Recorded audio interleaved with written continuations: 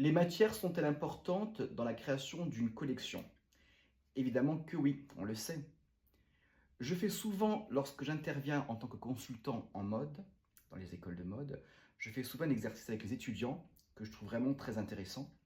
Dans un premier temps, je leur fais faire une pièce avec un patronage de leur choix et une matière de leur choix.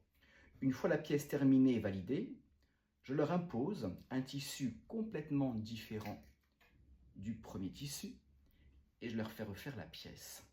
Mais l'intérêt de cet exercice est de leur faire faire la nouvelle pièce avec un tissu complètement différent. De ce fait, c'est un moyen pour eux de comprendre l'importance du choix d'une matière sur un patronage et de comprendre que si on fait une jupe, par exemple, dans une matière légère, ok, et si on fait la même jupe dans une matière plus épaisse, ça amène le patronage, le prototype, dans un univers complètement différent, pas forcément, mais en tout cas, le vêtement devient un autre vêtement. Et ça, c'est intéressant. Ça leur permet de comprendre l'importance, encore une fois, du choix des matières que l'on attribue au prototype. Parfois, on peut dessiner en pensant à des matières, parfois non.